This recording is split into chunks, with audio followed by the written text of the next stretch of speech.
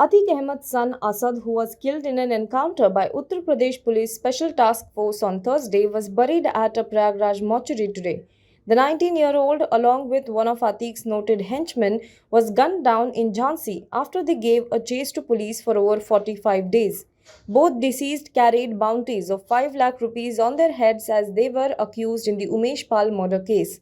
The bodies of both Atiq Ahmed's son Asad and his aide Ghulam were taken to Prayagraj mortuary from Jhansi by Uttar Pradesh Police.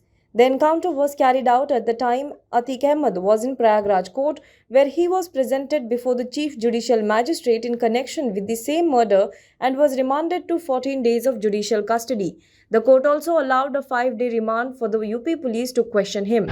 India reported 10,753 new COVID-19 cases and 27 deaths due to the virus in the last 24 hours, according to the latest data released by the Union Health Ministry.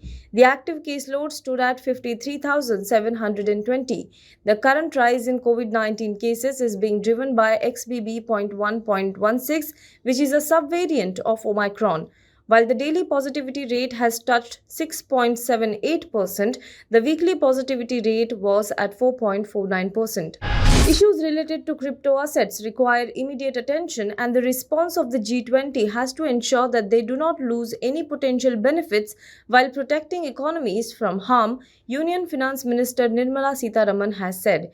Sitharaman was part of a brainstorming session on microfinancial implications of crypto assets with G20 finance ministers and central bank governors at the IMF's headquarters here on Friday. India currently holds the rotating annual presidency of G20 countries.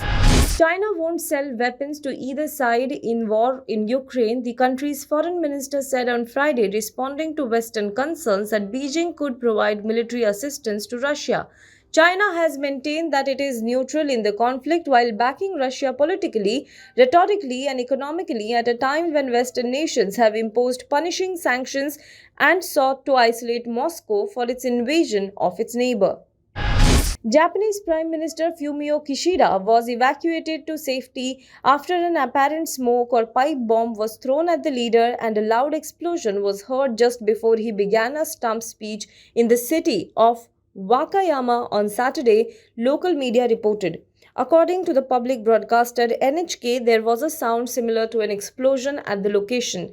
It was reported that Kishida took refuge at the site of the incident and was not harmed. Video footage aired by Japanese media showed people who had gathered at the scene running for shelter, while a man was subdued by several others who appeared to be police officers at the scene. Kishida left the scene unhurt after the incident, which took place as he was speaking with a candidate of the ruling Liberal Democratic Party.